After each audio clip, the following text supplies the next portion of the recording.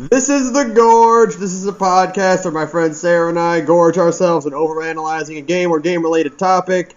This week we are going back to Tales of Xillia for the PS3. And nothing else. Oh, and nothing else. And nothing else. In a perfect world, Namdai would re-release Tales of Xillia for like PS4 or something with like updated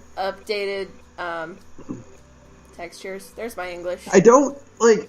Namco Bandai is a very big company. Mm-hmm.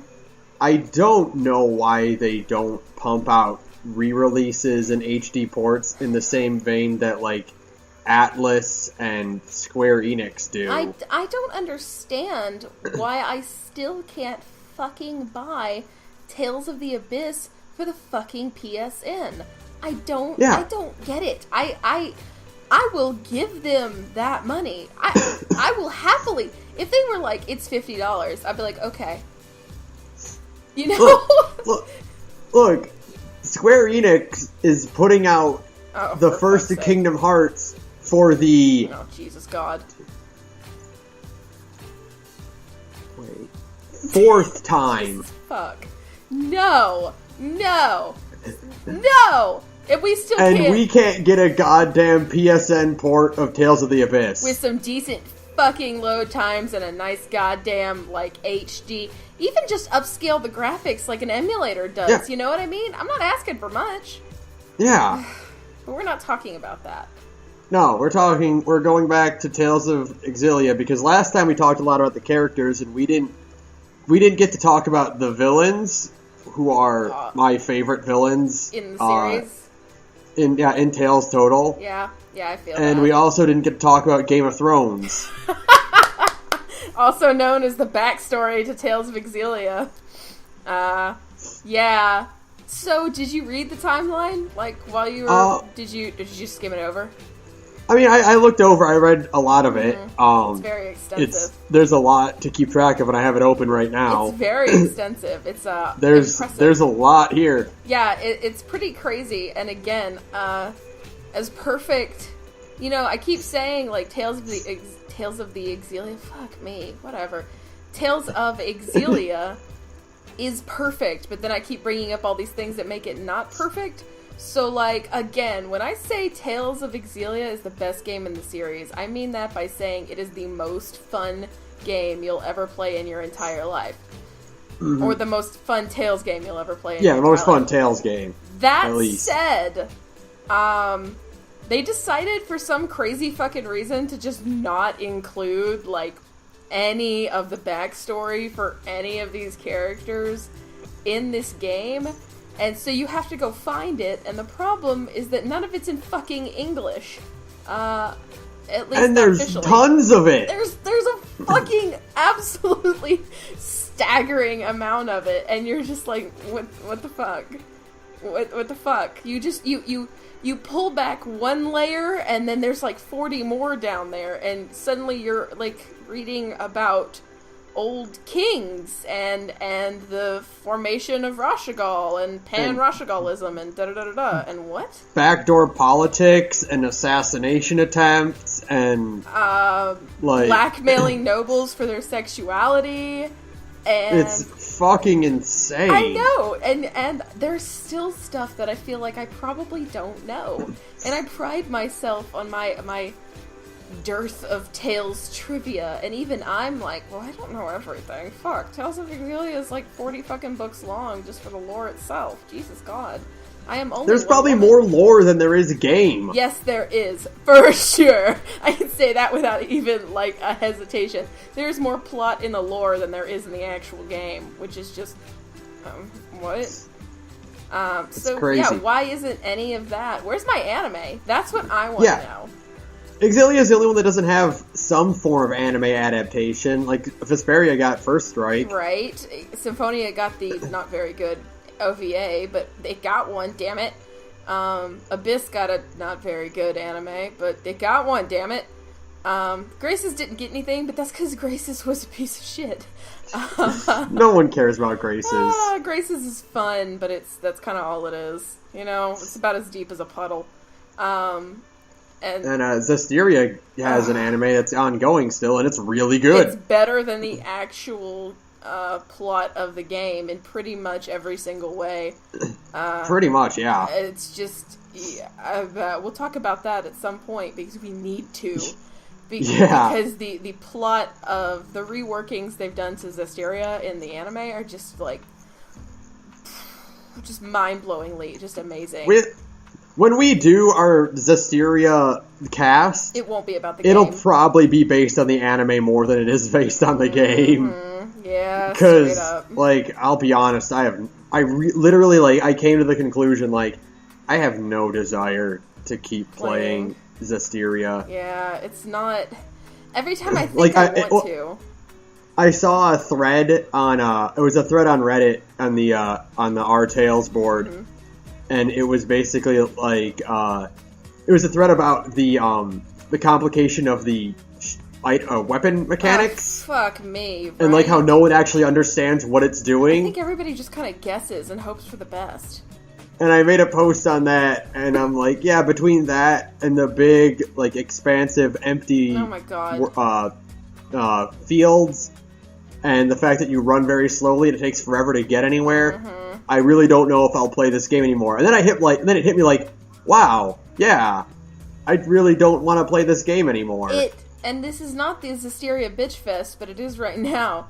Because, like, I don't hate Zestiria. I'm not crazy about Zestiria's battle system. It's like Grace's, but not quite as functional as Grace's. But I don't hate it. It does the job, and it's pretty fun. It's very fighting. It's even more fighting game than Xillia, somehow. But, like, that said, like... There are no enemies in that game. The fields are so empty. You have to just keep walking.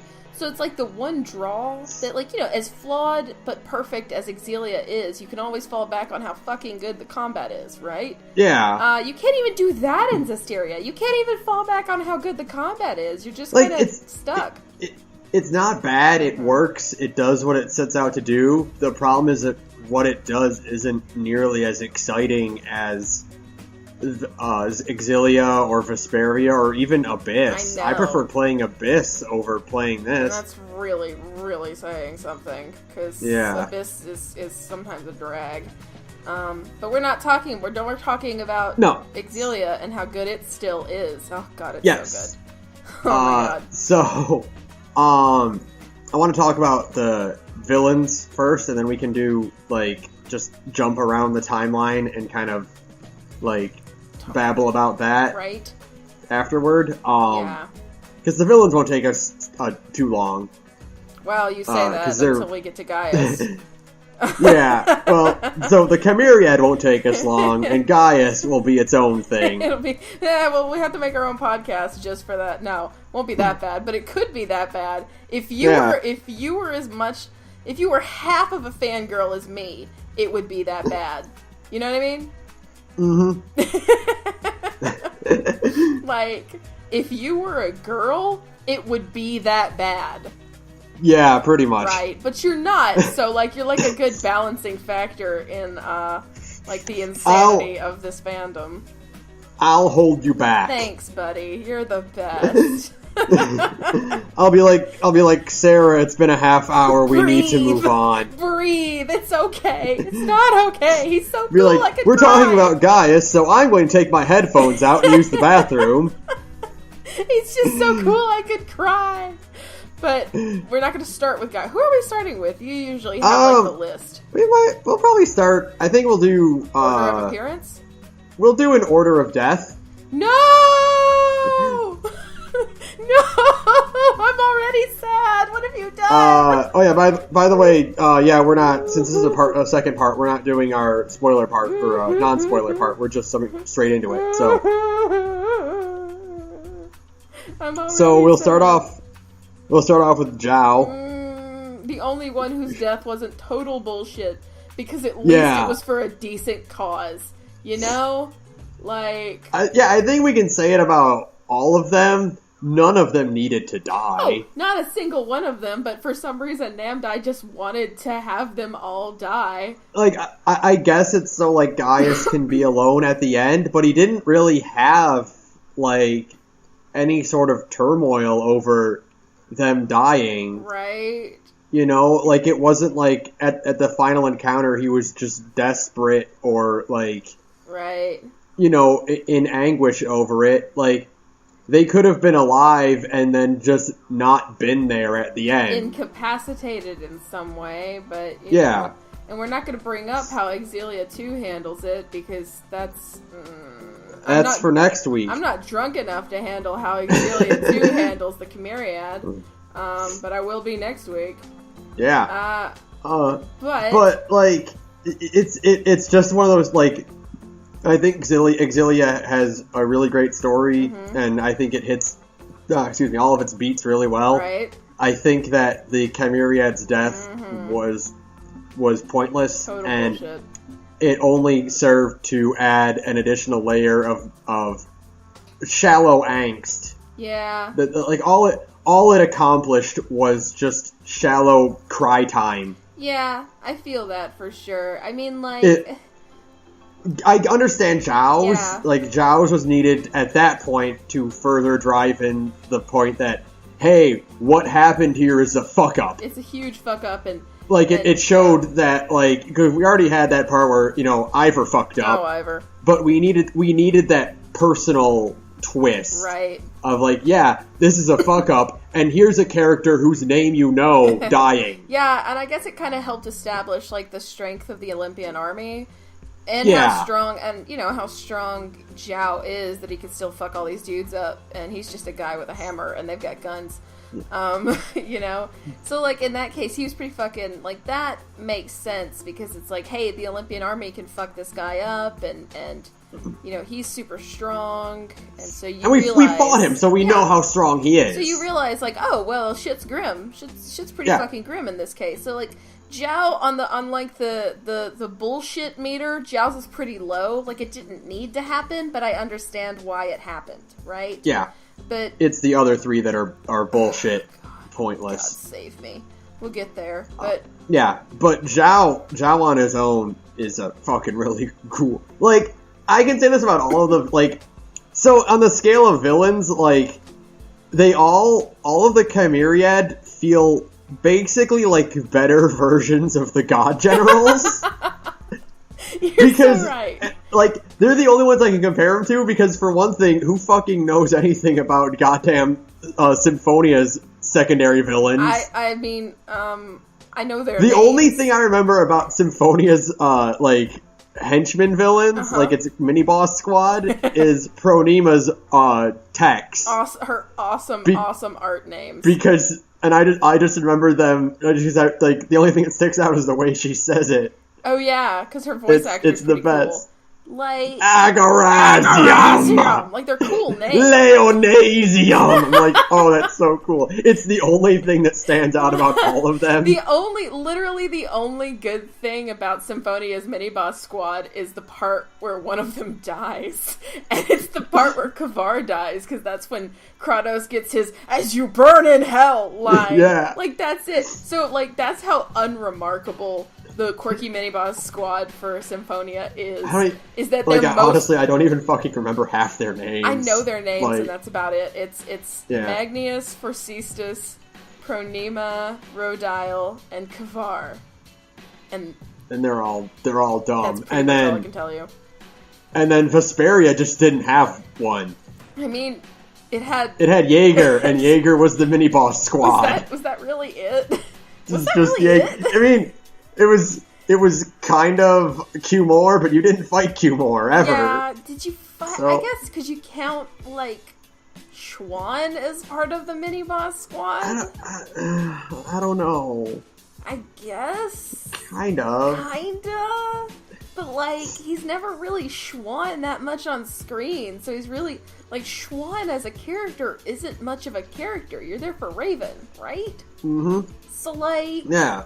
I don't know, man. I don't know. Yeah. So, like, the only comparison you have is they're, like, the God Generals, and Zhao is a is like a improved version of Largo. Of what? Largo? Yeah, Largo, because he's also he's also the father of one of your party members. Mm-hmm. And he's the big old dude. And he's big and friendly, and he's voiced by a big voiced dude. Yeah. Who I know that it's Patrick Seitz is Zhao. I cannot remember right now who plays Largo, but it's not Patrick Seitz. But they sound pretty damn similar. Yeah.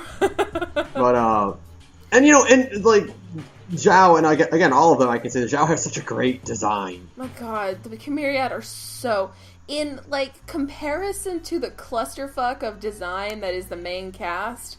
I mean, and like we talked about it last time, but there's like the hit or miss of the main cast. It's either like really, really great or kind of all right or downright bad. The Chimeriad are none of that. The Chimeriad are all fucking on point. They are so perfect. Like they're okay. You get that scene where you first see the five of them. I know. And you immediately know, okay, here is what all of their deals are. Exactly. Like, this guy in red and black is the leader, right? And he's, he's clearly the leader. And you can tell by looking at him that he's like some sort of, even if you know nothing about these characters, just by looking at Gaius, he's either some sort of like general or some guy in charge of like more than just these idiots. He's also in charge of like a lot of stuff. And because he has like the warlord looking kind of armor.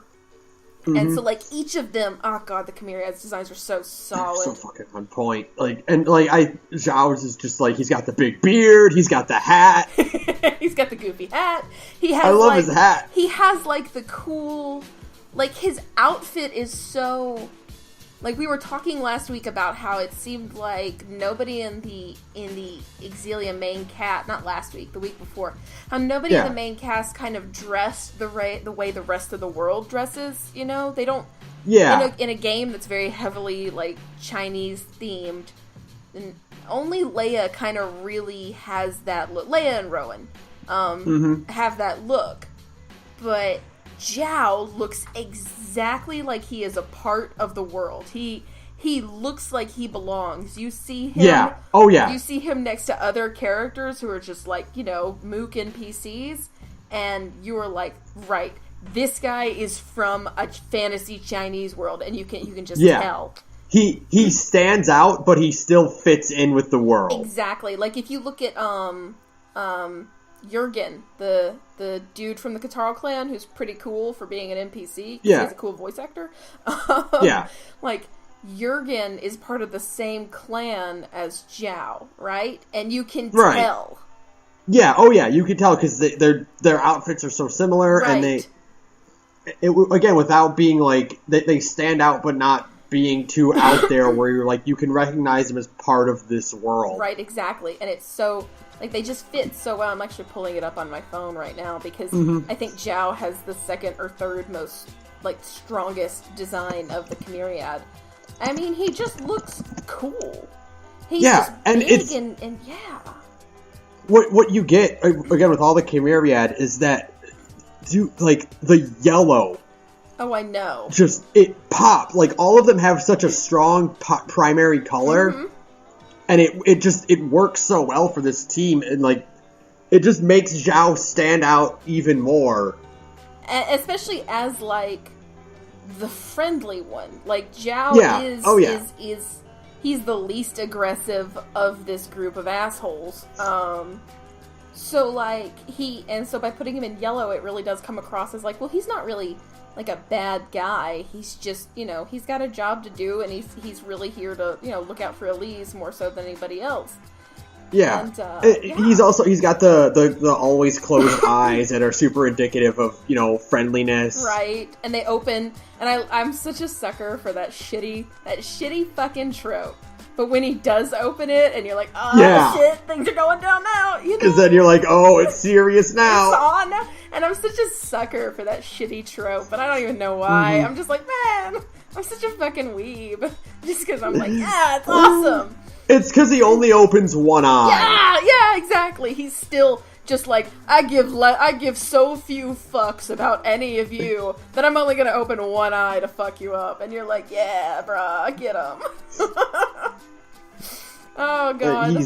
He's great. I love him just being like a giant. Oh, he's huge, right? I always love when, like, the big guy, like, everyone else is, like, normally proportioned, like, you know, more or less average height all around. Like normal people. And then you just get one guy that's, like, 8 feet tall. He's just giant. I always love that. Oh, like, yeah. And there's no explanation beyond he's just a real big old dude. He's just a big old dude. That's all it is, yep. man. And, I feel like I'm going to talk a lot about design aspects when we talk about the Chimeriad, because they are so strong in comparison. Well, they're all built on design. Like, their most striking point about them is just how well each and every one of them is designed. Oh, I know. Even, you know, Pressa. Fuck, there's a mistake I'm going to make a lot. Pressa and her skimpy fishnet nightmare is still really cool looking, you know? Yeah. Like even if it is, you know, garbage, it's still, like, good garbage, which makes no sense. You can kind of say this about all of them. It's gratuitous. Oh, yeah. Like, it's just, like, another example of, like, well, here's this archetype of character to the nth degree. Exactly. Just played, like, to its most logical endpoint. Like Zhao is the, you know, the jovial, you know, barbarian type. Yeah. And he's got the big fur coat, he's got the giant hammer, he's got the big long beard, he's got the hat, you know. His little goofy hat, that is super awesome. Yeah, like you're like, you see him and you're like, oh, this is the barbarian. Right, yeah, he's the big bruiser guy. Like, you look at him and you know immediately, again, like, what kind of role these characters fill within, like, their team dynamic. And it's something that's kind of lacking in the main cast, for better or worse. That, you know. And he's great because, like, I think he is the only, it is him who can fight Gaius to a standstill. Yes, he is the only guy in the series lore who has ever fought Gaius to a standstill. Which I can only imagine by that they mean Zhao put his hand on Gaius's head, and then Gaius just couldn't hit him anymore. Maybe that's why Gaius has the big long sword now, because he had to deal with that indignity at one point. Of like, he had a normal sized katana, and then Zhao did that, and he's like, "Well, that's never happening again." I can never be that uncool ever again. He went to the castle weaponsmith, and he's like, "I need an 8-footer." I need the biggest sword you can logistically make. And, you know that Sephiroth guy? Yeah, I need one of those. Amazing. I'm okay. I'm totally on board with that. That also ties into one of my favorite things about Gaius, which is the same rule that you can have with Batman, which is it's infinitely funnier to imagine Gaius doing anything embarrassing. And yet, again, this is not Xillia 2, God, I fucking hate you, Boogaloo. And yet, he is so embarrassing in Xillia 2, and I hate it. I hate it. There's a difference between embarrassing and cringeworthy. Yeah, and that is pretty much all that we get. Oh, and we'll get to that. I'm not drunk enough to put up with this shit.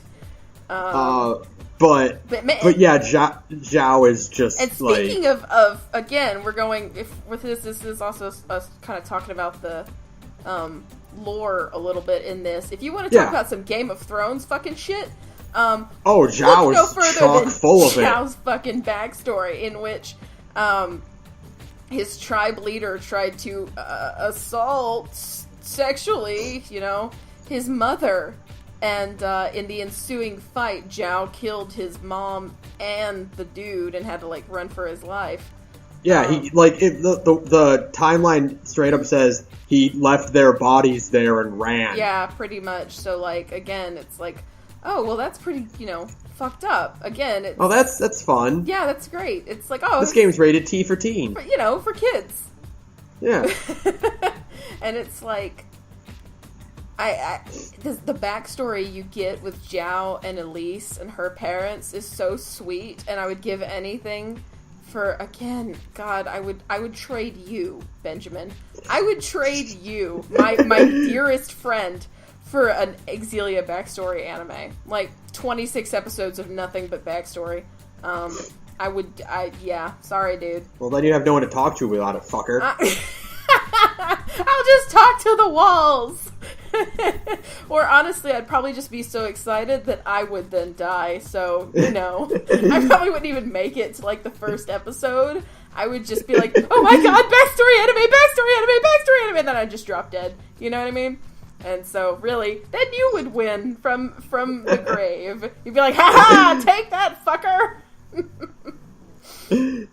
Because I really want to see... Like, Zhao lived with Elise and her parents, and they were, like, all, like, happy friends, and then everything went fucking horrible, of course.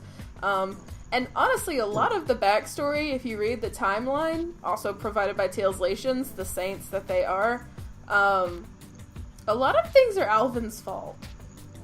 Yeah! Yeah! Which, I mean, like... Zhao, Elise's parents being killed is not Alvin's fault, but Zhao losing Elise for a while is Alvin's fault. Yeah. Yeah. But a lot of things are Alvin's fault, and that's because Alvin's always up to some shit. But, we'll talk about that when we talk about the lore more, because Jesus Christ. Yeah. So... Who's next? Who dies the next? That's kind of a tricky part, because they both die at the same time. Who dies on screen first? I think it's Pressa. I think it's Pressa. Which one? I think it is Pressa who dies first. Because she... Yeah. She falls and Leia catches Agria. Yeah, so technically the next one is Pressa. Okay, I think of all of the Chimera... I've been waiting to say this. Of all of the Chimeriad's deaths, Pressa's is the most bullshit. And I know that Agria died in the same way, right? But honest to God, Agria died out of spite. Like, if Pressa had survived and Agria had still died, I would almost be okay with that scene, because Agria does that as like a final fuck you to Leia. Like, she's such a little fucked up troll gremlin child in her brain that she chooses to die. Pressa's death is just the most bullshit thing that's ever happened in video games ever. Pressa's is literally rocks fall, everyone dies. Yeah. She literally just falls off a cliff and then she's dead. For no reason. No reason except to give Alvin some more man pain. Like, we didn't already have enough of that. Like, it is total bullshit. Bullshit. I mean, like the biggest pile of bullshit in the game. For sure. I just... without a doubt, like, the biggest flaw in this game's writing is, like, that exact scene. That single death. She doesn't even die at, like, the party's hands. She doesn't die in a sacrifice. She falls off a ledge, and then she dies. Exactly. There's no, like... There's no resolution. There is no resolution. Through it. There's no, like... Oh my god, I have so many... the more I think about it, the more angry it makes me. Yeah. Because again, Agria kind of chose to die, and Wingle was kind of doomed no matter what because of the weird science shit he did to himself. And Zhao had a noble death. Like, all three of them, as much as I hate that they died, and I still think the fact that they died is bullshit, they had some control over it. Yeah, they all had a reason, and like it was a previously explained reason for it happening, right? Yeah. And then we get to fucking Pressa, who I feel like they just forgot that Pressa needed some sort of like emotional resolution to her story arc, like some kind of conclusion. Yeah, it's really weird because I don't know. I just don't know what is going on in that scene.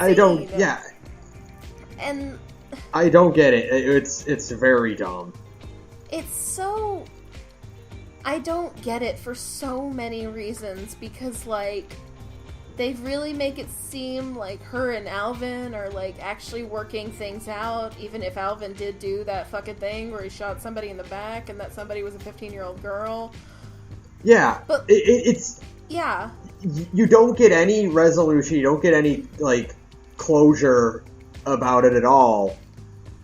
And it's only compounded again in X2. We're gonna talk about that later. But like, it's because she doesn't deserve that. Because she was a very interesting character. She was an interesting character, and she was a fun character. And her and Alvin's relationship was complex in a way that most Tales games don't really try to be complex. Yeah. For one, Tales games usually kind of dance around the romance issue. Like the actual... These two are like straight up, they are exes, and they have a history behind them. They live together, and like, again, the timeline says like they actually did sleep together. Like, these are things that like most of the time Tales games kind of dance around, you know? Yeah, they're ambiguous about it, or they intentionally avoid the implication, but this one flat out states it in the lore. Yeah. That, yeah, they were an item, and they had an active relationship. And Alvin, you know, yet again, it's all Alvin's fault. Yep. He fucked it up and stabbed her in the back, nearly literally. And so, it's just like, to kind of cut that development short, because everybody else has pretty good character arcs, you know, like... Agria is especially, it's pretty good, like, for the amount of screen time the Chimeriad get. I like Agria's the most because it stands as such a huge antithesis of Leia's. And I like Pressa. I keep wanting to say Presea. That's a different No, I know character. exactly what you mean. That's a different fucking character. Why would you do that, Namco Bandai? Pressa's is, like, the least satisfying. Her character is so interesting because she's like kind of a weird crazy cat lady, because she... Okay, so I was reading this about her. Okay, so Pressa's cat ears are not cat ears. Yeah, I know. They're her hair. Yeah. That she just points into cat ears. Yep, and her tail. And she doesn't have a tail. Her tail is just an art that she keeps cast all the time.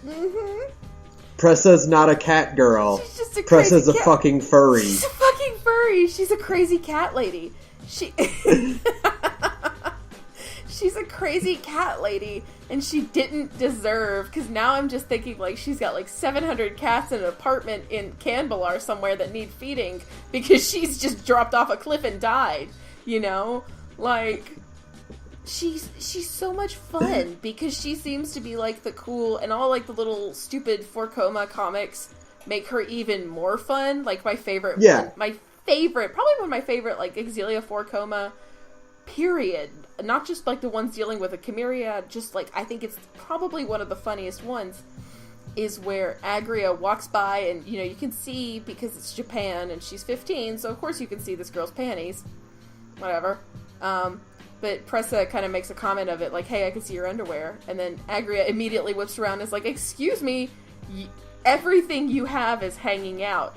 And she says, excuse me, I am not displaying, I am showing off. And there is a difference. And she just gets super mad about it. And I think that is amazing. And I want to believe that's canon. That she's like, there's a difference between accidentally being on display and showing off. And I'm just like, I love you, you weird crazy Catwoman. She's great. On her design, like, back to design talk since we're here. Oh man, her design's so much fun. It is, like I said, like, it's gratuitous. Yes. But, like... But it's fun. I mean, it works. It's just, I can't even describe it. I'm looking at it right now. It's just fun. I don't even think it's, like, sexy. I'm not even like, oh yeah, get it, girl. You know? Well, it's like we need to design the sexy character. Yes. And then someone passed that design in front of him, and he's like, that'll do it. Perfect. That'll do it. Yep. She's got fake cat ears and a fake cat tail, and she walks around in the winter with her boobs hanging out, and she's like basically got her, like she is basically not wearing half of her pants. Yeah. And I love it. She's in stupid high heels, and for some reason I can't I hate like impractical sexy armor. I can't bring myself to hate Pressa's impractical sexy armor because it's just so Tails. And it's still more fun than the nightmare that is Velvet's outfit in Berseria, but oh god. Well, because like I think like part of it is that like for Pressa, they're clearly like, this is sexy, right? Like they're not hiding their intent, right? Whereas like with Velvet, they're like kind of like, no, she wears the tattered clothes because she's a monster. Mm-hmm. We're like. If you're gonna make a sexy character, be honest about it. Like, I don't care. Right. But, if you're gonna do it, then do it. But don't be like, no, there's a reason. Be like, no, we wanted some tits. Exactly. Like, and I'll be like, you know what? That's fair. Because you had Zavid running around in Zisteria literally without a shirt on, and they were pretty blatant. They're like, we just wanted to make a hot dude, Yeah. Like, that's it. That is it. It kind of harkens back to, like, the whole thing with Quiet in Metal Gear Solid 5. Oh, I know. Where Kojima's like, no, there's a reason. And I'm like, dude, you're Kojima. You can just be like, we wanted her to be sexy. Just say it. Just, if you're honest, I wouldn't care. Like, you're the guy who had ride and run around naked for, like, a third of the game. Okay? Like, straight up buck naked. Covering his ding-dong while running around and doing crazy flips, like... Yeah. If you wanted to be like, yeah, we wanted Quiet to be in fishnets and a bikini because she's hot.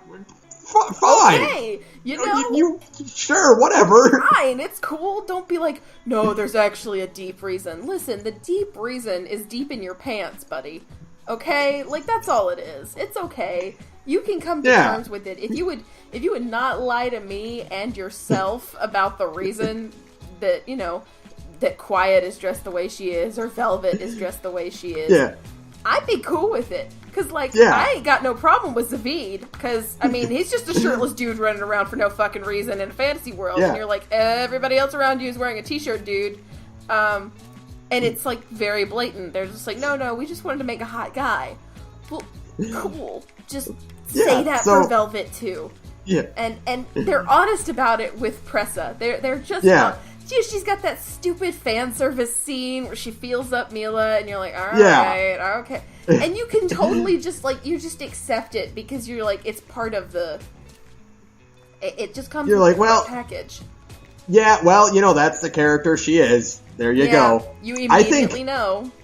I honestly think that, Pressa's sexiness is better than Muse's. Yeah.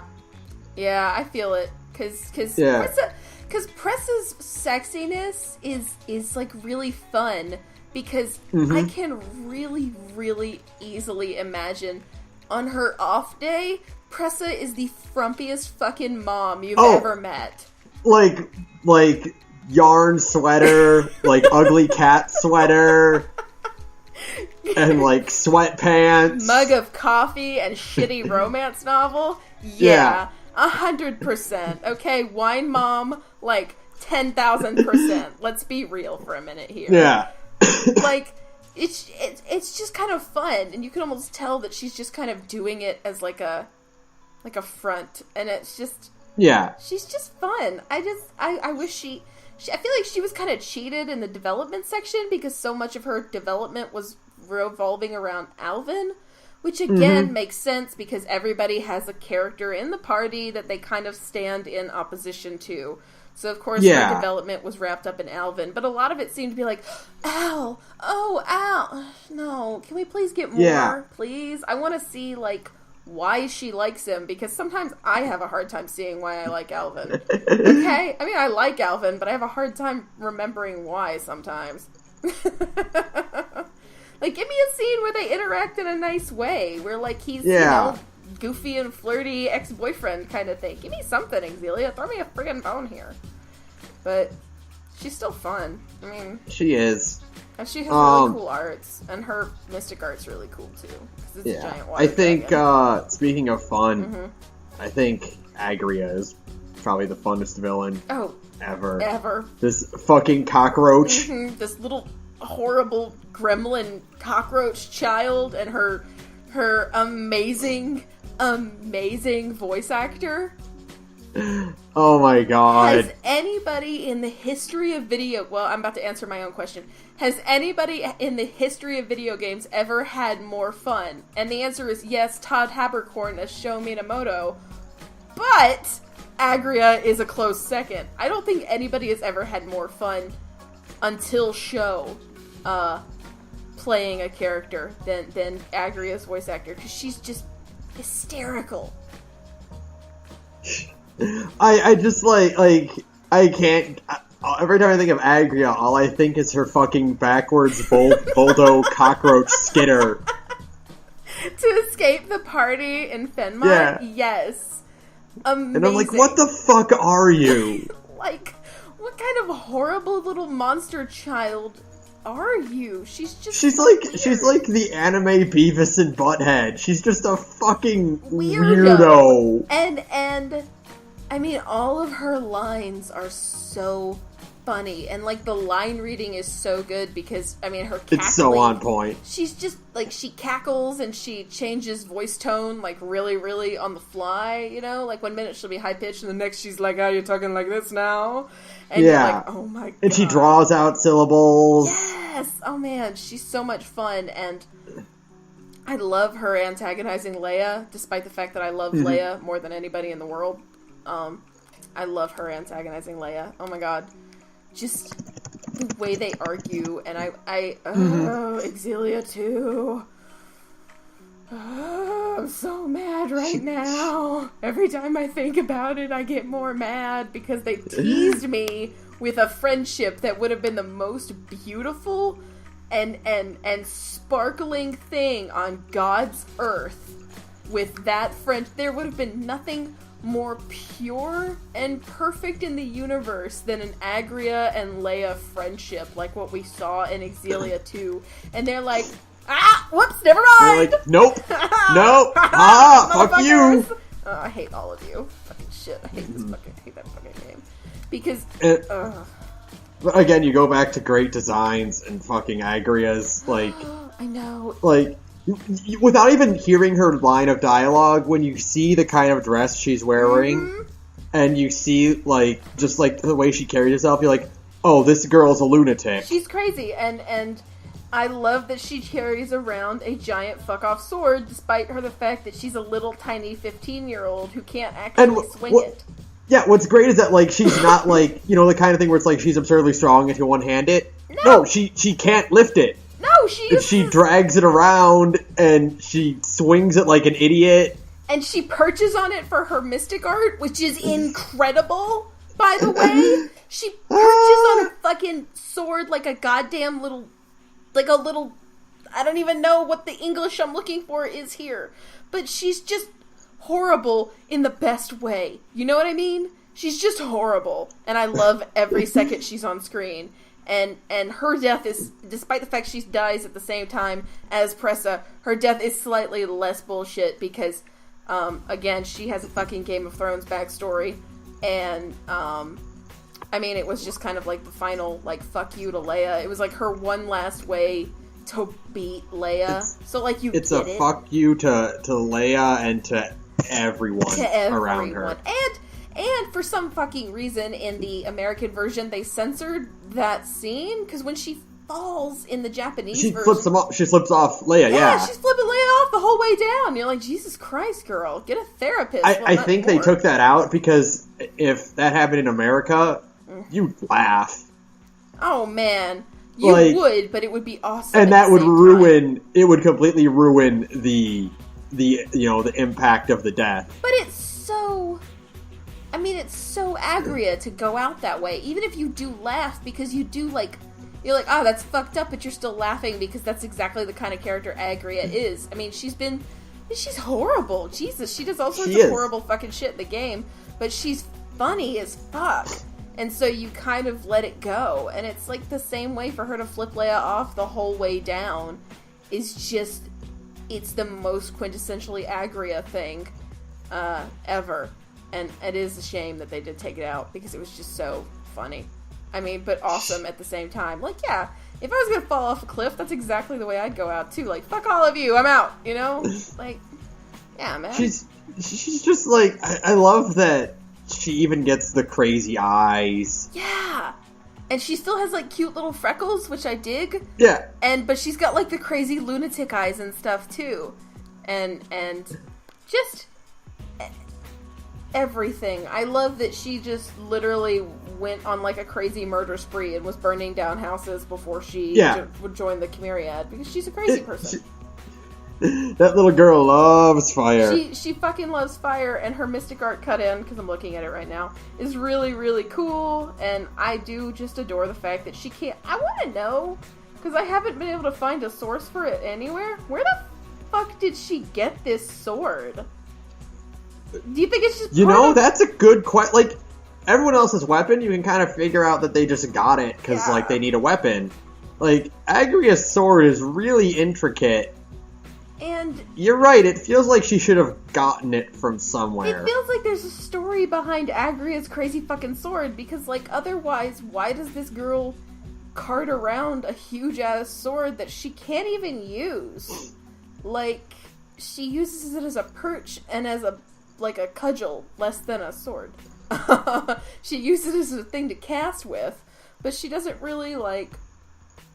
use it like a sword. So, like, where did she get it? That's what I want to know. I want to know where Agria got her sword from. Because I want to believe it's something awesome, like her. She probably stole it from someone important. Probably. That sounds about right. After she killed them. After she burned them on fire. Burn them on fire? Fucking shit. I'm tired. I'm really tired.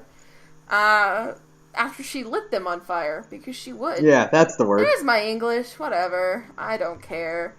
The point This is a talking podcast. Did you know that you're supposed to talk in a podcast, Benjamin? I had no idea. Whatever. Agria, she's just fun. Whatever, poor Agria.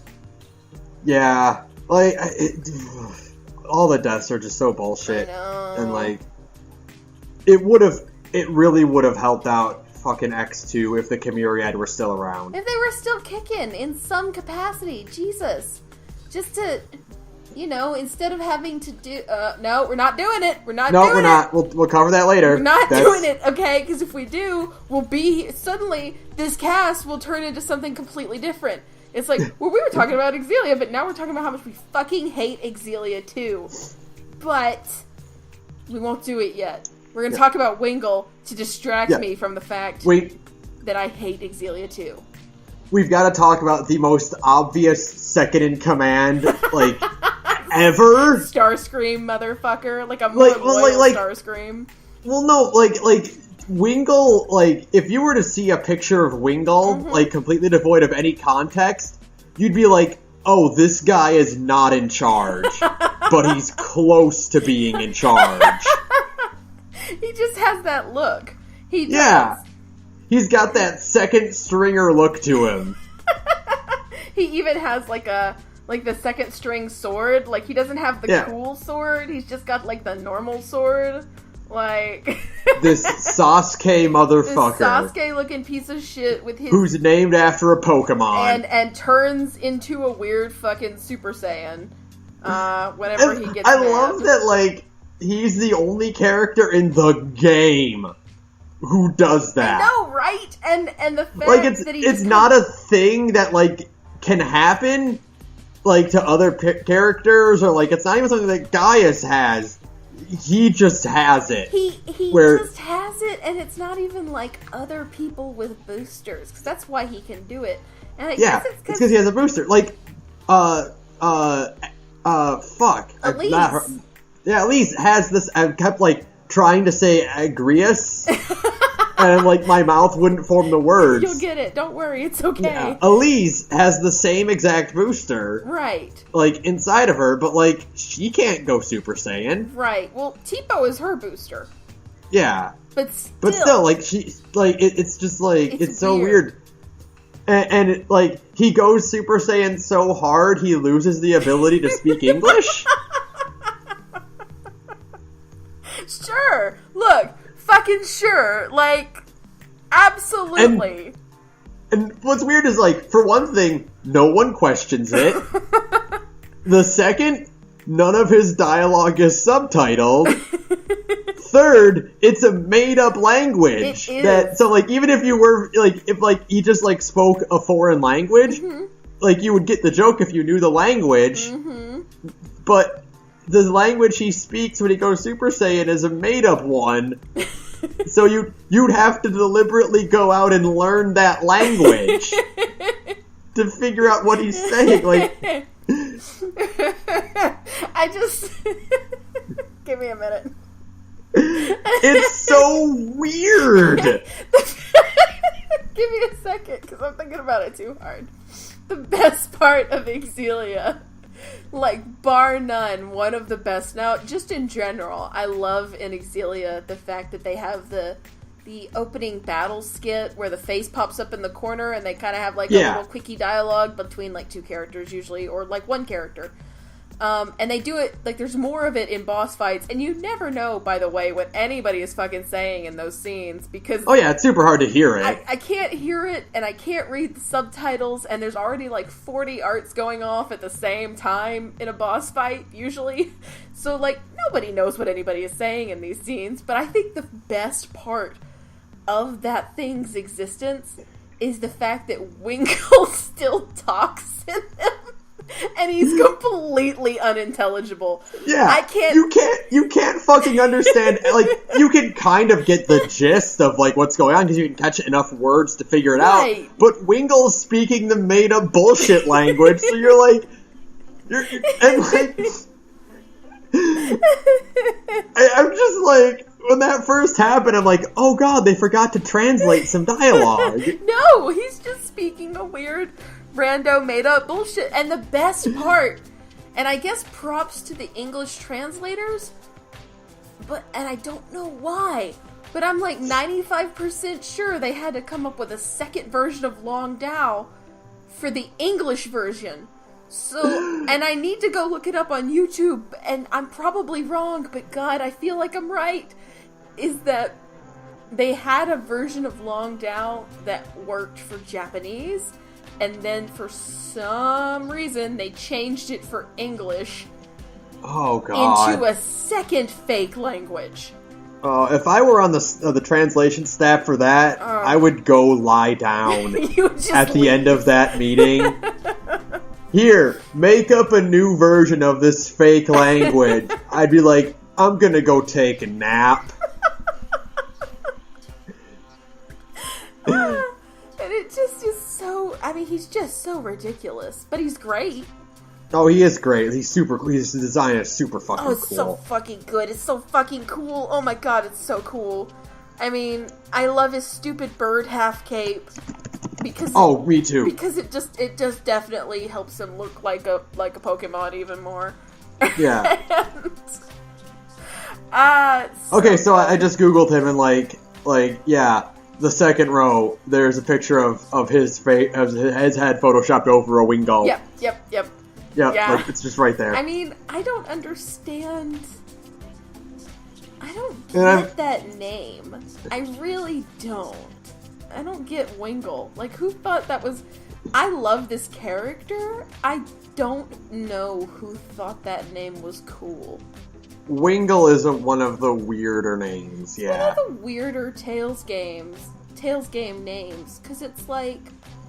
It's one of those names where it's like, it's too on point. Yeah. Like, oh, he has a bird theme. His name is Wingull. Wingull. It's kind of, you know, because like all of the different Chimeriad are supposed to represent a different part of the Chimera, right?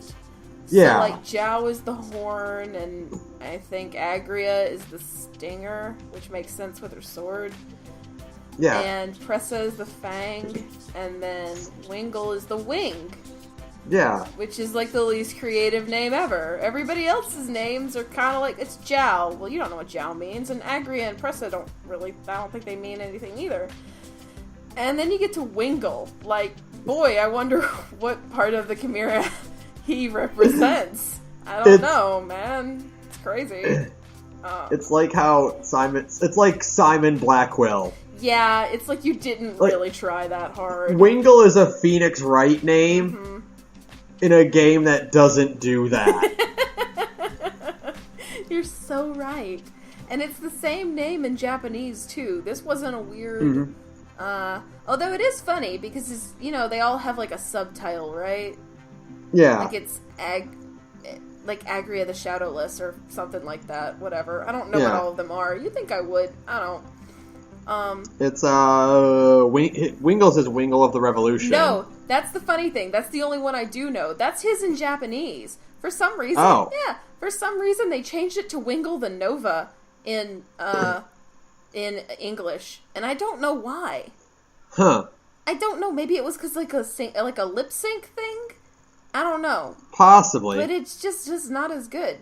No. Because the whole point was that, like, hey, he helped, kind of lead the revolution. So, it was pretty on point. And now you're like, the Nova. What's the Nova? What's a Nova in this case? Are they talking about, like, exploding stars? Is it because he dies? Can somebody please explain to me what's going on with this character? Because I don't. I mean, he's a bit all over the place. He's kind of all over the place. And, he's just so... I wish I understood him more. I still don't know why he turns on you after Gaius goes after Muse. Like, to this day, I'm still like, why did that happen? I think it's just because he's an asshole. It's possibly that, or he didn't get the message. No, they're good guys. I don't... His boss fight is weirdly placed. Mm-hmm. Like, it's just like, they're like, oh yeah, we gotta have a Wingle fight here. Yeah, it's at the end. It's really weird. I guess he's supposed... I mean, I know he's supposed to be, like, Gaius' dragon, obviously. Like, of course, he's the second in command. It just made it... It was just such an odd place to have the final boss fight, or the final fight with Wingle, because it just kind of like he just showed up. So he's, like, hanging out at the end of the world, just, like, waiting for you guys. Like, I get that. He's not your Pokemon rival. I mean, come on. Right, exactly. I don't. You just get a weird boss fight at the end, and it's like, oh, we need to have some closure, some conclusion with Wingle. He needs to die at some point, so we'll just have him fight. And it's not even like he's just kind of like.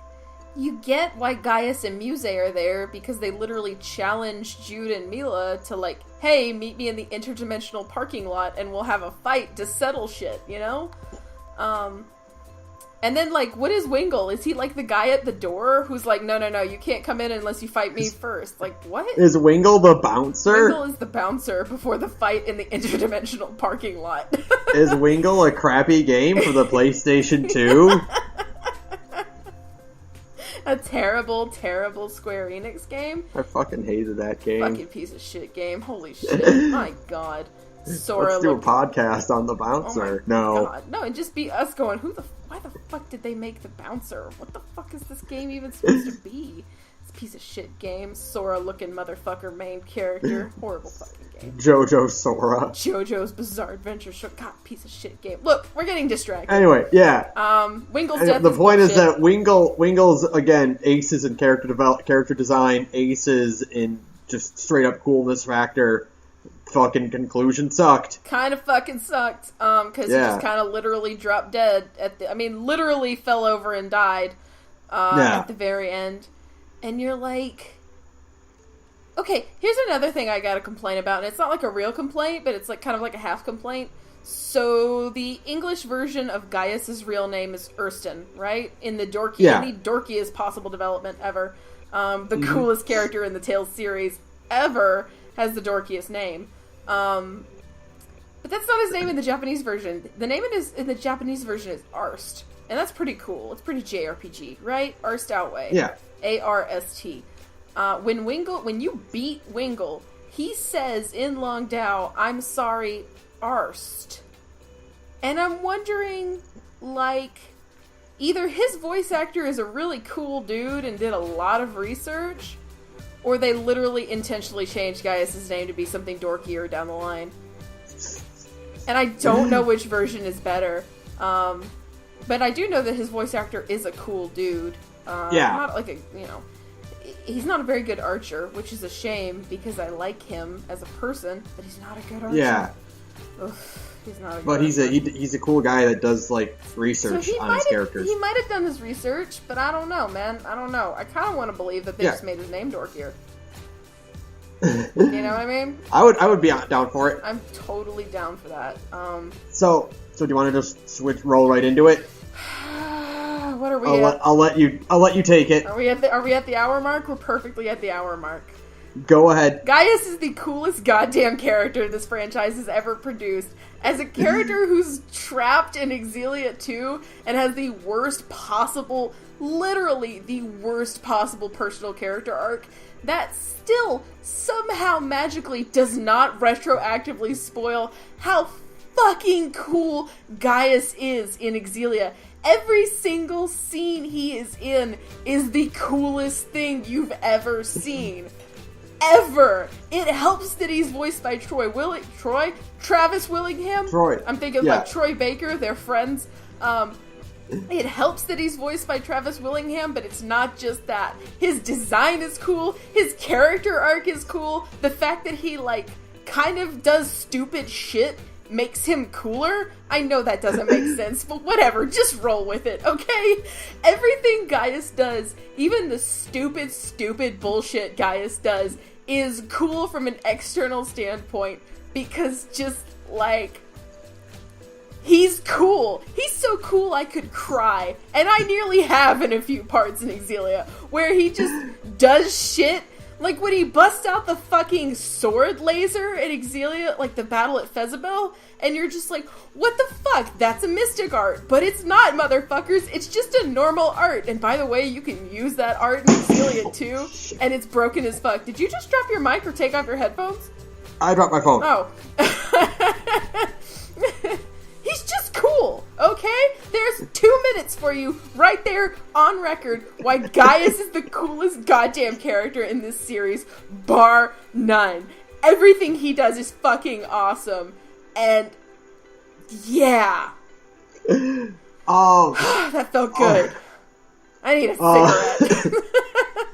cigarette. So what's great about Gaius is, again, harkening back to the fact that the Chimerian are better versions of the God Generals. Mm-hmm. Gaius is a better version of Duke. Duke? Oh yeah, for sure. From Vesperia. Like 1,000%. Yeah, like the whole idea of like the well-intentioned extremist. Mm-hmm.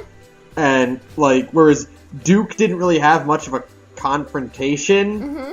Like, there was a serious confrontation with Gaius. Yes. And even though you both ultimately wanted the same thing, yes, Gaius' method was just so much more extreme about it. Right. That he needed to be stopped. Yeah, he needed to be held back. Absolutely. Like, Gaius is just...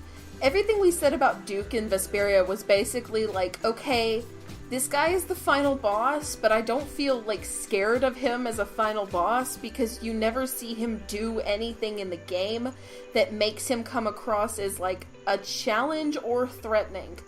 Yeah, exactly. He doesn't do anything super villainous. You just kind of hear that he needs to be held back. Whereas Gaius does some pretty dark shit at some point. And not only does he do some fucking dark shit, Gaius is a, like, identifiable threat from the minute he's on screen, and every single boss fight you have with him is the hardest fucking thing you've ever had to put up with in this game, except for the optional bosses, and those don't count because they're optional. All of his boss fights are hard. Whenever he's fighting on screen in, like, cutscenes, he never loses his cool and never loses, period. And so, like, you get immediately established from the word go, you know that Gaius is not to be fucked with. And so when you get to the final boss, you're like, oh, this is gonna be a fucking nightmare. And spoilers, it is on Unknown. Oh my god. It's real hard, yeah. Oh my god, that final boss fight on Unknown is an hour long. Oh, it's nuts. After a certain point, I was like, am I still fighting? Am I still doing this? What the fuck is going on? Oh my god, it's not over yet. It was horrible and amazing. Yeah, Gaius is a better Duke because everything about his character is just like, it's there to establish that he's not a bad person, but he does bad shit. And, what he wants is on a larger scale.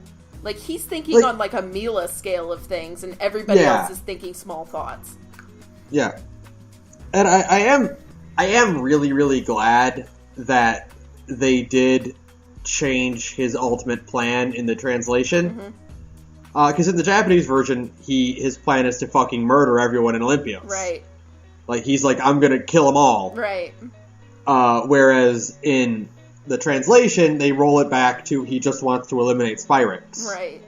Which will still cause some casualties and cause some bad things, but it's not straight up genocide. Right, it's not just like cackling evil bad guy. Yeah.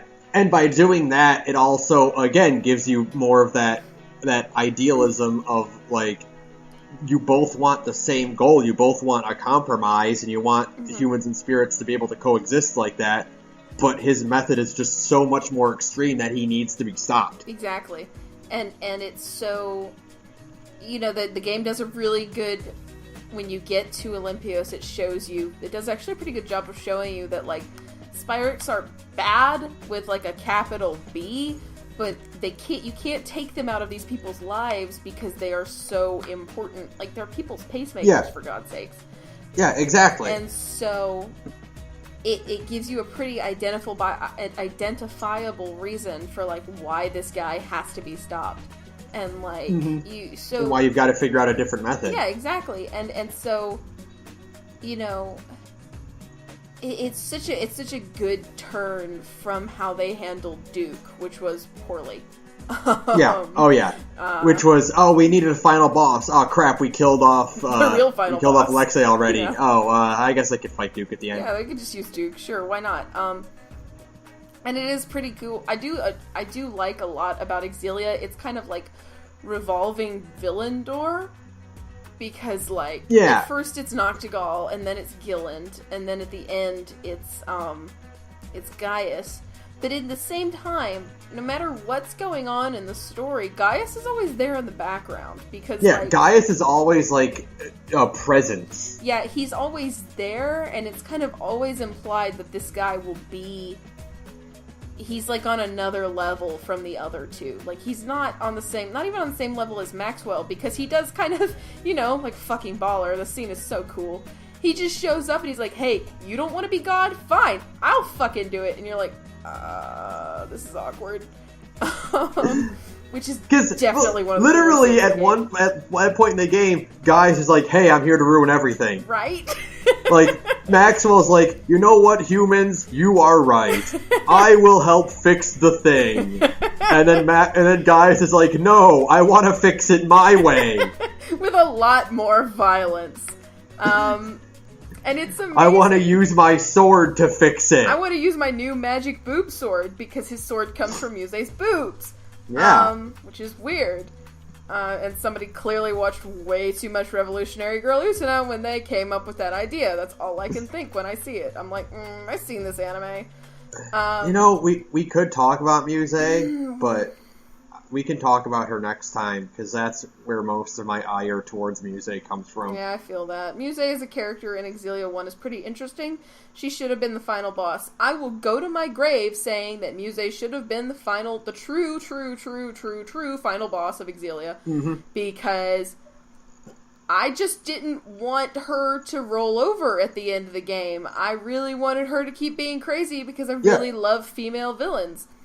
Sorry, I wanted more of a confrontation with her. I think that, you know, maybe she should have gotten her ass kicked a little bit harder for all the murder she committed. That could have been helpful. Yeah, but it's like, I really, as much as I love Gaius, and you know I love Gaius because I actually have a poster of Gaius, I really did want her to be like, you know what? I don't need any of you idiots. Cause I love female villains. The best part of my life was the moment in Ace Attorney 6 where Garan turns out to be, like, the evilest of all evil bitches. And I love Ragio Kiryuin. And I love Nebulim from Abyss. What I'm saying is I need more evil bitches, damn it! And I had a lot of my hopes riding on Muse, and in the end I was sorely disappointed. But whatever, we're still talking about Gaius a little bit, kinda. Yes. Because, I mean, he's just cool, goddammit.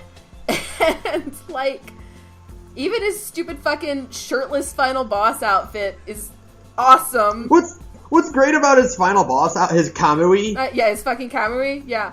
Yeah. Speaking of Kill la Kill, yeah, his straight up fucking Kamui, yeah. Is that, like, I read this about it on TV Tropes, like, okay, so, Mythos gets in a weird crab mech. Yeah, that I'll never understand.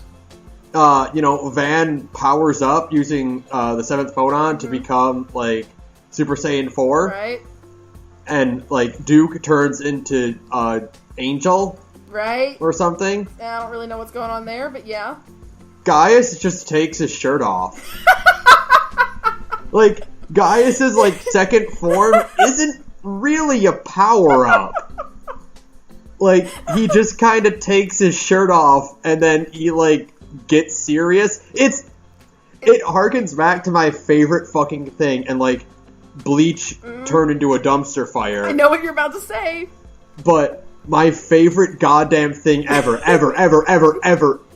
in Bleach is when everyone else busts out their crazy bankais and everyone's sword transforms into a dark abyss or like an ice palace.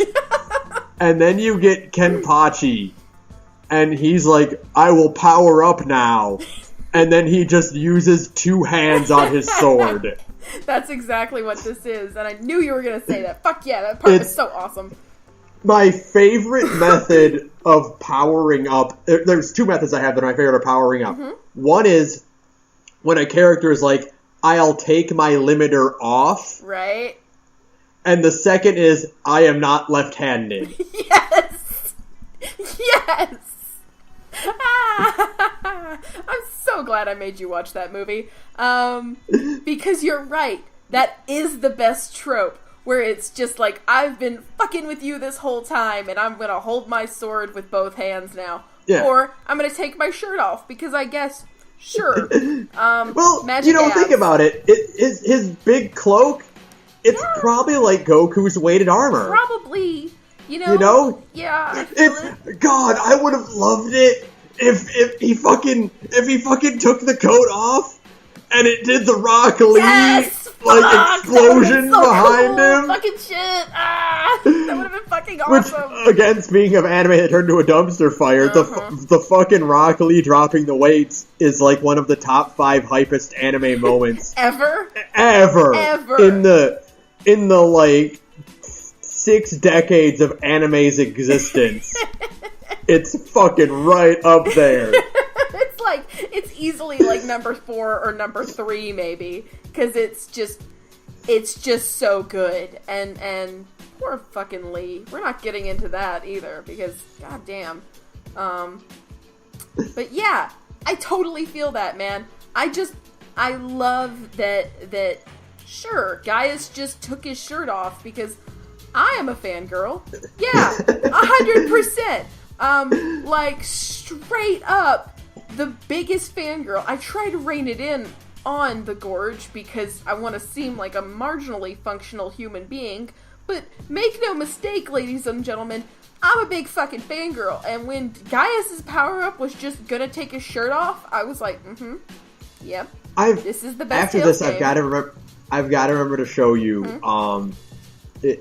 when I first saw it, I immediately thought of you. Oh, thanks. There's a bit in Antfish's JoJo Abridged. Oh my god. Where it's, you remember the part where Jonathan was fighting Tarkus? Yes. And his shirt explodes off? Yeah. In that scene in the Abridged bit, Antfish had an artist draw like a little generic fangirl. Yes. peek out from behind a corner and just, like, heart eyes ogle him for a while. That is me. 1,000%. And when I saw that, I'm like, oh, that's Sara. Yeah, thanks. I'm so glad you thought of me in that moment, because it's the fucking truth. And I can't keep my power level contained much longer when it comes to my favorite fucking Tails character. Because Gaius' power-up was just him taking his shirt off, and it was the greatest moment in the Tails series ever. Period. Don't dispute this with me. Because, yeah, it's just awesome. And it's a great costume, too. I mean, it's weird. Oh, it's super cool looking. It's weird that he's not wearing a shirt, but I mean, it's just a really cool looking costume. It's very regal. Yeah. You know, it's a very, like, yes, I am a king, and I'm here to fuck your shit up. Cool costume for, like, sure. Yeah. And speaking of design... Oh, dude, like... Oh, man. Because, like, fucking, like, stellar. Like, a fucking plus. So fucking... Because, like, what blows my mind is, like, one of my least favorite designs of Xillia is Mila's, right? I don't like it. Yeah. It's just not very good. It's just really... None of it makes any sense. That is the same... Okay, so Mutsumi Inomata is one of the major designers for Xillia. It's Fujishina, Inomata, and Okudera, right? Inomata is the one who designed Rowan and Leia and Mila, and Mila's is pretty freaking weak. And, you know, Leia's is weird, and Rowan's is really good. Yeah. Inomata is responsible for Gaius's design. Fucking crushed it. Fucking destroyed it. It is so good. Like... And I mean, first, right off the bat, you know, red and black, okay, it's whatever, like, everyone, you know, it's, you know, edgy, hardcore, whatever, but, like, for Gaius, it fucking works. It's just like, so I can't cool. imagine him in any other color. It, honestly, though, his Evangelion color scheme in, Xillia 2 is pretty cool. It is, but, like... it's still not the same level of cool. Mm-hmm. Like, cause... Like, if you were to see the two of them side by side and, like, devoid of context, you would know that red and black is his player one outfit. Right, exactly. And green and purple is the secondary, you know, player two. Yeah. Because, like, man, the default costume is just so cool. It just works so well, and it's so, again, with everybody else in the Chimeriad's designs, they look like they belong in a fantasy China, whereas the main cast does not, except for Rowan. He just looks like, that guy is a king of a fantasy Chinese country. Yeah, 100%. And because of it, it's just so... I mean, it's just so solid. I'm looking at it right now, and I'm just like, dang, it is so good. Like, I don't understand how Inomata did it, because, again, she's not that good of a designer. I mean, I'm not, like, a huge Inomata fan. Like, a lot of her stuff is not good, you know? She's responsible for Mikleo, and I hate Mikleo's design. Yeah. You know? I like Mikleo more than I thought I would, but his design's not good. No. And yet somehow she managed to bang this out, and good on you for making the best design of the game. Oh, it's great. Like, it's just cool, and it has such a good presence, and it's you can tell that it's a king, but it's not like an overly fancy king, like Noctigal's. Yeah. Like, Noctigal's design helps kind of portray the kind of king he is, which is, like, kind of the arrogant, overly, like, not militaristic, because that's really where Gaius leans. I'm trying to think. Very regal and very fancy, you know?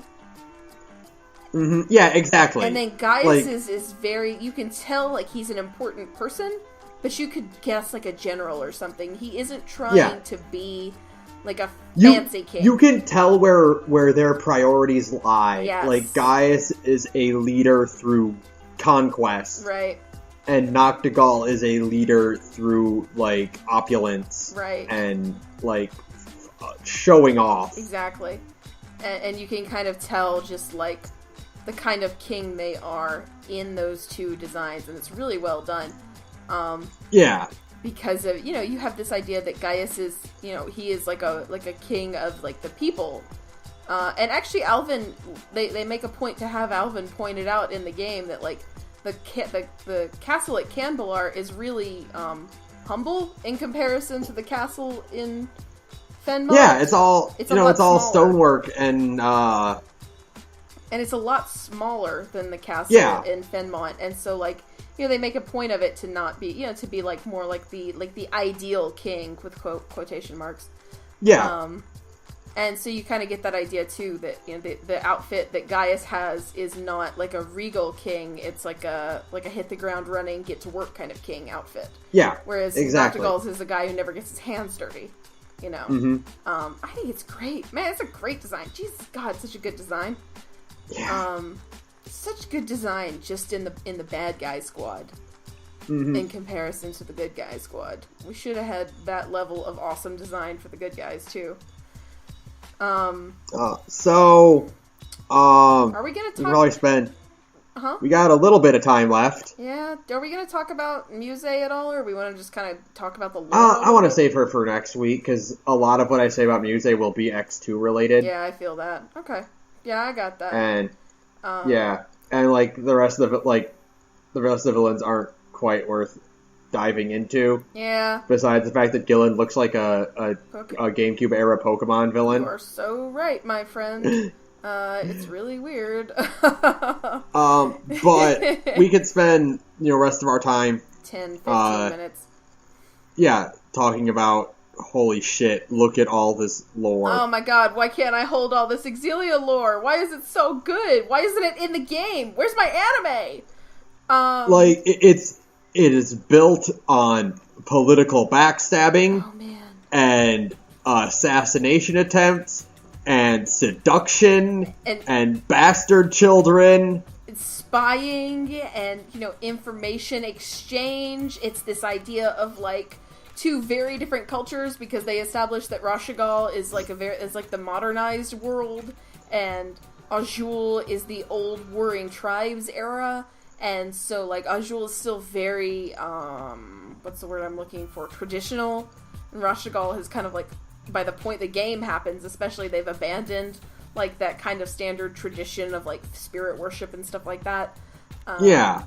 There's so much just cool stuff in the lore. They do a good job of explaining all the different kind of, like, there's different, cults for the worship of every major spirit, and there's different traditions for the countries, and you're just like, oh my god, why isn't any of this in an anime?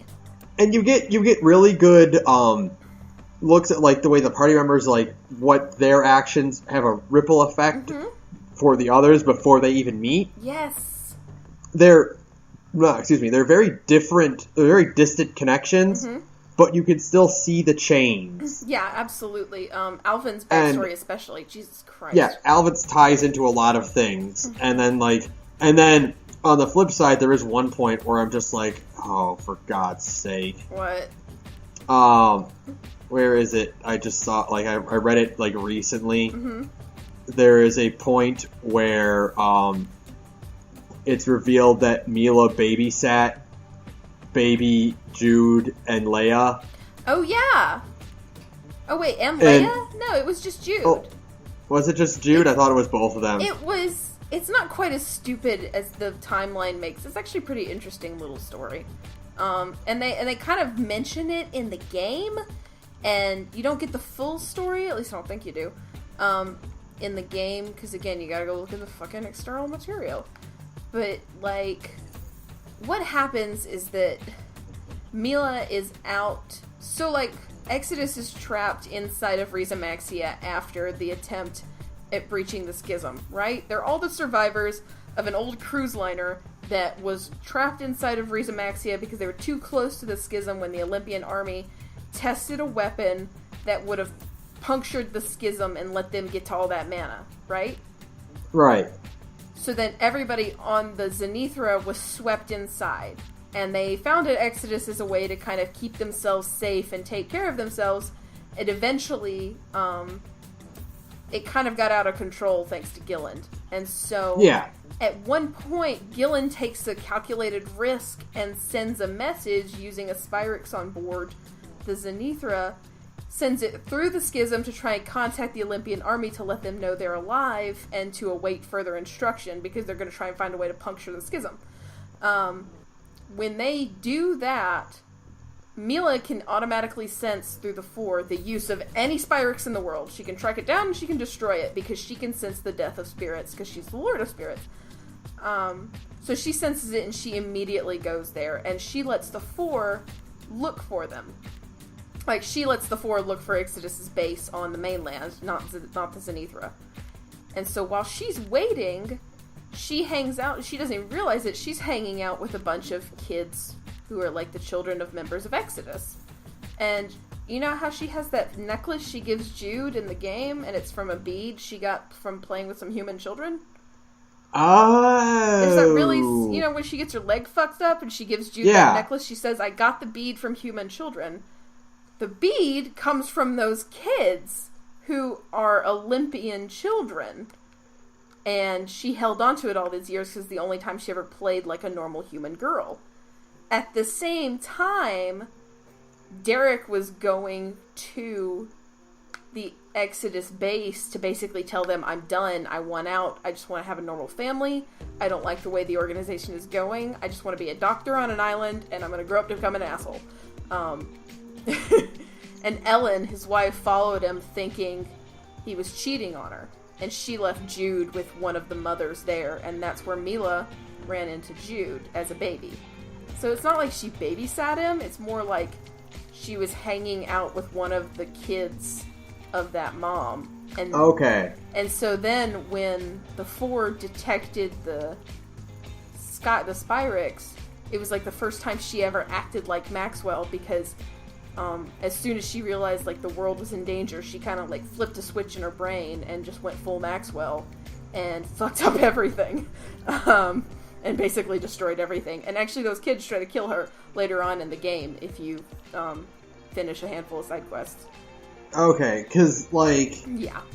I was under the impression that it was like in this heavy like lore, you know, based thing where you can see the ripple effects of everyone's actions like that. I thought it was just a weird one-off encounter, the likes you would see in like the Star Wars prequels. Right. No, it goes a little bit... Where it's just like, oh yes, and by the way, they met once before when they were babies. Yeah. I mean, but no, if there's actually a thing behind it, then that's actually pretty cool. Yeah. It technically is kind of that, because, like, you know, they didn't need to have it be like, well, Jude was also there. But yeah. It kind of works out. But it also ties into Derek and him being part of Exodus and all that. Right, exactly. And being a complete asshole. So, like, it makes sense then. Right, yeah. And so in that case, it's not quite so blatant, I guess. Yeah. And a lot of the game's lore is like that. And you feel like, God, couldn't you have just put this in a handful of flashbacks somewhere? Yeah, or like skits or like lore books or something, because there's just... so much of it. There's so much of it. And so much of it is super, super interesting. Yeah. And I want more of it. And I want an anime, god damn it. I'm never gonna let it go. Like, honestly, I would watch... I don't say this about a lot of things, because I think, for the most part, I think that, like, prequels are generally, like, useless. Like, especially if they're just going to be, like, a weird... Like, I liked First Strike a lot. Right. First Strike didn't do anything for Vesperia. Right, yeah. Like, it didn't tell us anything new. It was all stuff we already kind of knew happened. Right. Like, it was a good movie, but it didn't serve any purpose. Yeah. Like, you can enjoy Vesperia without knowledge of the stuff in First Strike.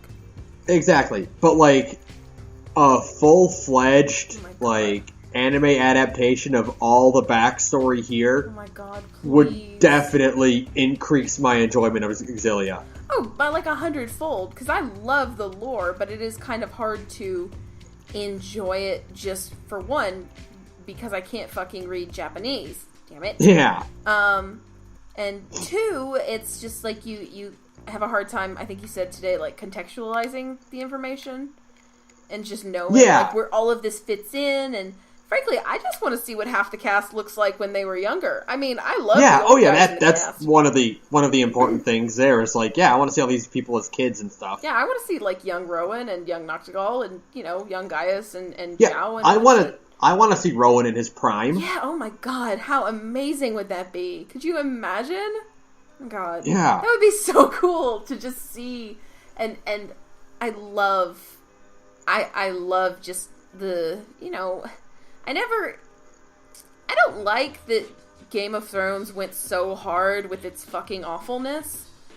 But I do think there's something really cool about how Rowan's backstory is so brutal in comparison to what a nice old man he is now.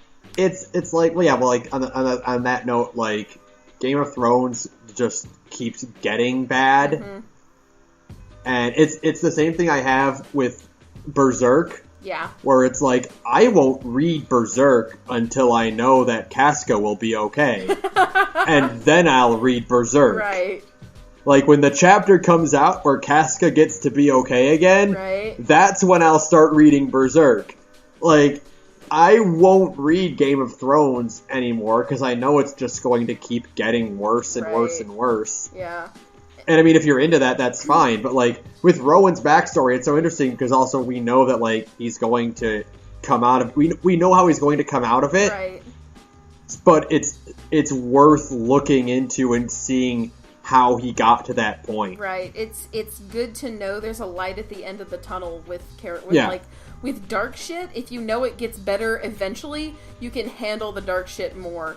You can comprehend it better, because like Rowan's backstory especially is super interesting because he's the branch member of one of the ruling houses of Rashagal, and he's such a brilliant tactician, and at one point he literally helped starve Noctigal's brother and all of his men inside of a fortress. They laid siege to it for like 6 months and wouldn't let anything in and anybody out, and eventually everybody inside of the fortress, including Noctigal's brother, because Noctigal and his brothers were all warring over the throne after their dad died and didn't name a successor.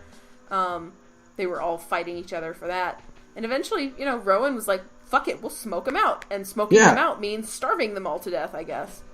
Super, super interesting to know that that's the kind of person Rowan used to be. And he's such a nice old grandpa now. Exactly. Like, I'm looking at this timeline now, and there's one point that I'm like, I want to know everything about this. Tell me.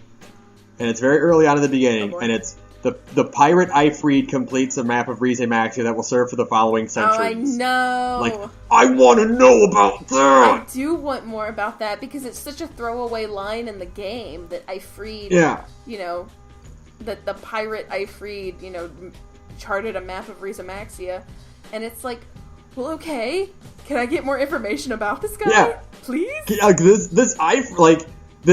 version of Ifrid sounds fucking awesome. Right? Adventurer, pirate dude, making maps, leaving treasure all over the world. Sounds fucking radical. Oh my god. I want to know about this guy. Fucking cool as shit. And I mean, honestly, if you just gave me an anime that was like a 4-episode OVA about Gaius versus the previous king, oh my god, you could probably kill me now, because I wanna see 12-year-old Gaius win the tournament without any spirit arts. Right, fucking shit. Without a Lilium Orb at all, and just fucking owning everybody. Like, just brute force. Yes, that's so awesome. And, I mean, the fact that he, at 12 was like a child soldier, holy shit. I want to see all of this. I want to see that whole arc. I want to see what the previous fucking king looked like, because I'm still fucking bitter about that. Because again, Xillia 2, but Xillia 2 kind of like cock teases it, and then like, never mind, we don't feel like making a new model because we're lazy pieces of shit. And so we never get to see the dude, and I'm like, oh, you bastards. Because it would have been fucking awesome. I just want to know more about that whole time period. Like, I would even be happy with just, like, a manga or anything like that. Oh or I just want to see some artwork about this. There's, like, a handful of pictures, because, like, a lot of this information comes from, like a light novel. Like, a lot of, like, Wingle's backstory is from a light novel that's a bunch of little things, I think. I've seen scans of it. So you get to see, like, a young Wingle, but, like, that's it. And, like... I know. I love Wingle, but I'm not here in backstory hell for Wingle, guys. There's characters I care about a whole lot more. So... It's... You know, that all being said, I guess, like, the final, like, kind of like a finality of it, reading this timeline, and I've always thought about this, there is something that's, like, kind of appealing and cool about reading a timeline like this, like, presented in this kind of clinical, you know, default tone. Right. I don't know what it is about it, but just, like, reading, like, it's kind of like reading a history book. Yeah, I feel like that. A textbook. Yeah, I feel that. About a fictional world, and there's just something kind of appealing about that idea. It's a cool concept. It's why World War Z is such a cool concept. Like, fake histories as an idea are really interesting. Like, again, I brought it up earlier, but, like, Metal Gear Solid 5 ends with exactly this, a full timeline of the entirety of the series. Yeah. From, you know, starting from 3 to 4. You know, or starting from before 3 to the end of 4. Yeah, 4. And just seeing it, like, all of these events presented in that way there's something something really cool about it. And, like, the fact that this timeline here on the Taleslations, the last part is beginning of the game. I know, that is pretty cool, right? There's just something, like, I don't know what it is about that, but something just, like, there's something really, like, kind of exciting about just that phrase, because you know? It's kind of like, well, you're about to, like, play the next part of, like, a history book, in a way. Yeah. Like, everything before that is, like, the history you would know if you were part of the world, and everything after it is, like, you get to do the next part of a timeline, basically. Yeah. And then Xillia 2 comes along and fucks everything up. Yeah. But that all being said, like, yeah, I would totally fucking love oh my God. to see all this played out in real time with an adaptation. God, I'd take a manga. You're right. I'd take fucking manga, dude. I don't need an anime. I just need somebody to sit down and write me, like, 3 or 4 volumes of cool shit, and I'd be content. Yeah, you know? exactly. But don't get me fucking wrong. If I could get more UFO anime for Tales, yeah, I'd take it. Yeah, 100%. I'd take another UFO table animation. Yeah, without a fucking doubt, because they are the best thing that's ever happened to the series. Holy shit. How do you like your fucking budget? Xillia is really good, dude. It's really, really fucking good. Even with all its fucking flaws, Xillia is really fucking good. So yeah, and then we'll talk about less good things. So I hope you guys enjoyed us being, like, really excited for the past, like, 3 or 4 podcasts. Because next week, we've already done a bummer cast or 2. We did one for Infinite, and, like, you know, that one was pretty bad. Nothing in comparison to what's coming. We've made it. We've mentioned it a lot. I want to make it very clear right now, right here and now. I absolutely fucking hate X2. I fucking despise Xillia 2 in a way that I have never hated. I've played bad games. I hate Xillia more than the worst game I've ever played. And I couldn't even tell you what it is. But I hate Xillia that much. I think,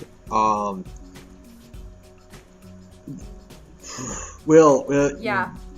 I've been thinking about exactly what I want to say about this for weeks now. Oh, I'm gonna try to, over the break, try to play it and see how far I can get before I just go throw up. I found a pretty solid playthrough of it. Oh, good. In half-hour chunks. I'm gonna put it on 1.5 speed.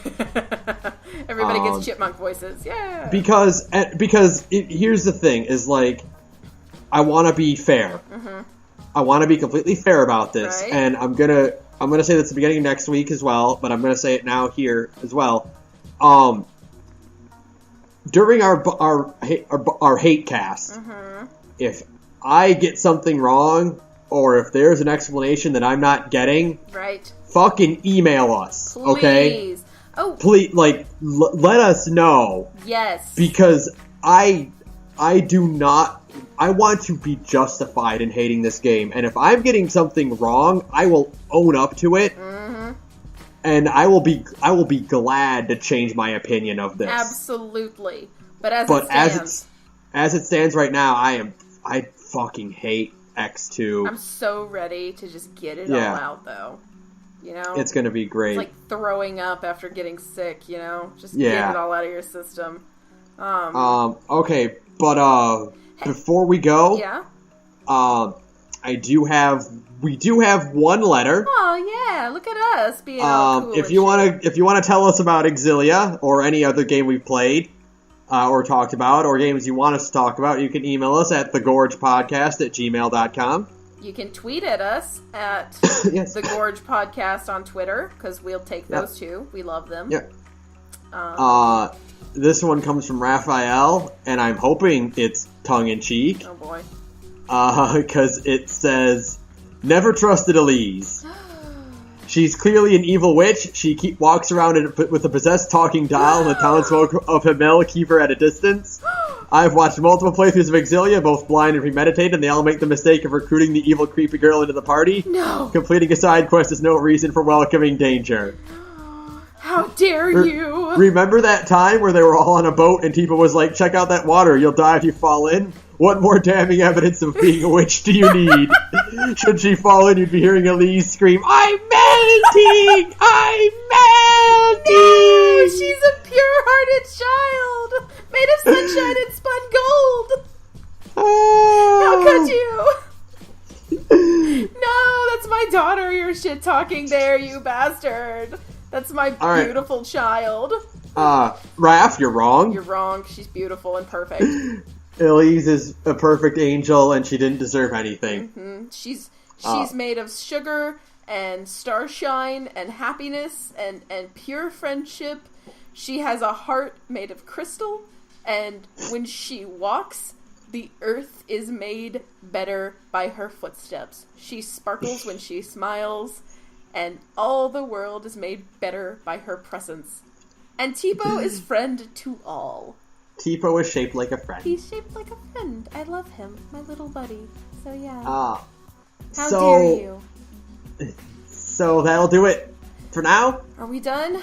I think so. Oh, wow. That felt good. That felt good, because boy, the Chimeriad are cool. Yeah. Christmas is coming. You should tell us about your happy video game Christmas memories, please.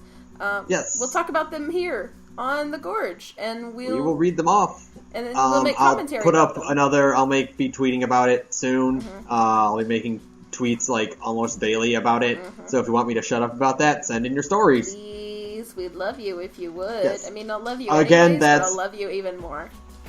Again, that's thegorgepodcast@gmail.com. Or at the Gorge Podcast on Twitter. We'll take that too, yes. because we're cool. We're hip and happening.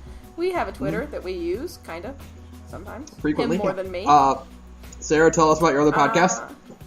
Hey, I'm in another podcast. It's an LGBT RPG podcast called Big Gay Nerds, because that's what we are. We're a bunch of big gay nerds.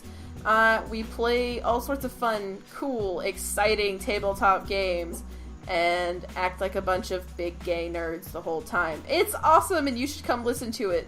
We're on SoundCloud by the same name. I don't know if we have a Twitter yet. I think this is like the 5th time I've said that now. I should probably ask my DM what our Twitter is. Anyways, come listen to us. We're cool cats. Is that it? That's it. Fuck Dima. Fuck Dima. Good night, everyone. Night.